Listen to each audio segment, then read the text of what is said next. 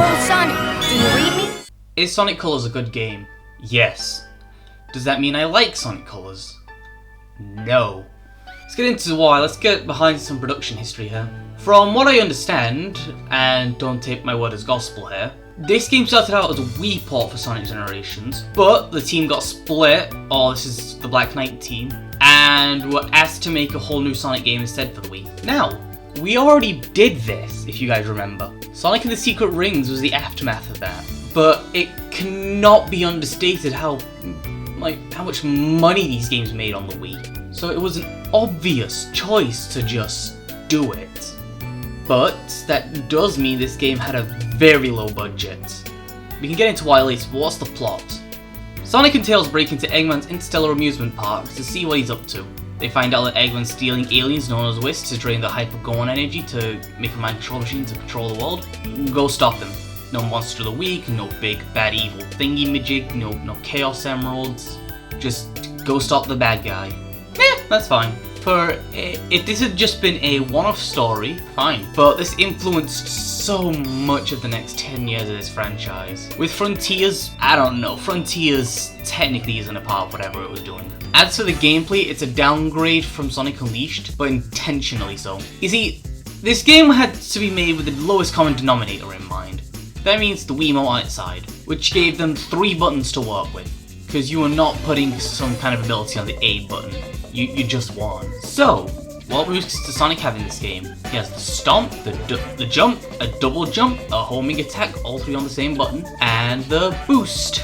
Except the Boost works differently here. In the previous game, you had to collect rings to fill it up. In this game, you have to collect White Wisp capsules. This makes the Boost more of a strategic use, which is something that could also be said for Sonic Unleashed. However, due to the lack of real ways to control your speed, the game feels like one long corridor simulator, and that's fine, I think. But there are sections of levels where you get the quick step back and the drift. The problem is the quick step is locked to the analog stick, meaning you have to hold up and then switch it left or right if you want to. And the drifting is just awful. This is worse than the one in Unleashed, and everybody hates that thing. But they do manage to have a way to give Sonic his abilities back through the Wisps. These little aliens act as power-up that allows Sonic to take on the Hyper-Go-On energy and become different forms, such as a rocket, a laser, copyright infringement. Not all of these are great. Rocket and Cube will often slow down the pace of everything, while Spike and Laser are great. But some of these forms give Sonic back some of his missing abilities. Just like your Spike gives him back his Spin Dash and the Hover gives him back his Light Ring Dash. So technically he has all his moves here, but the lot's behind power-ups.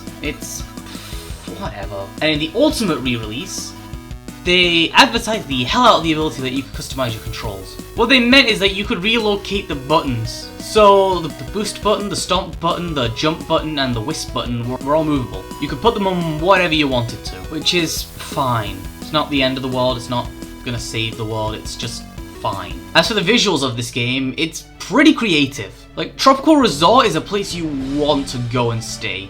But there's still this looming threat of Eggman iconography everywhere. Sweet Mountain, I mean, look at this place, I just got diabetes looking at it. Starlight Carnival looks like it could be easily running on a PS3 or Xbox 360. You know, and then you play the PS4 version and it bugs the fuck out. Planet Wisp is this great return to the nature versus technology debate of the older Sonic games. You see Eggman's still constructing this world. Why is it taking him so long for this one? Well, this is the Wisp's natural home world.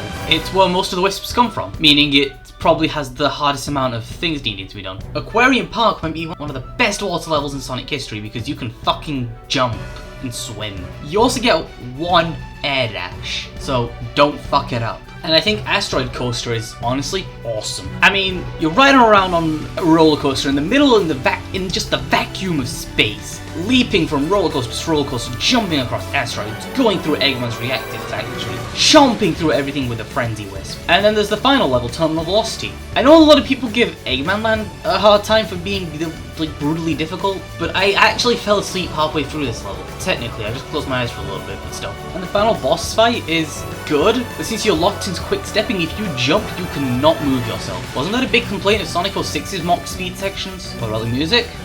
Take a listen. Some of it's pretty good, some of it's pretty bad. Just don't get invested in the Ultimate remixes, only like 3 of them are actually good.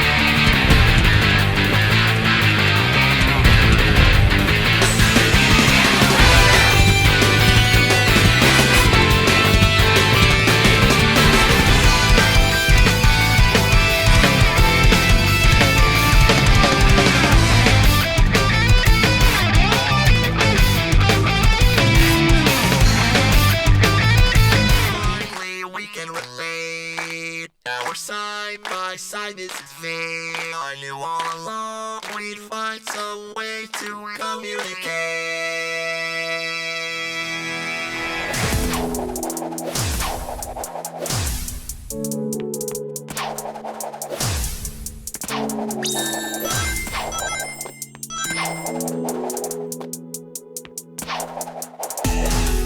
Speaking of Ultimate, yeah, this was the second game I ever pre-ordered. The first being Forces. No, I did not learn my lesson, thank you. I still pre-ordered Frontiers, and then bought a PS5 version like a month later. Why am I a dumbass?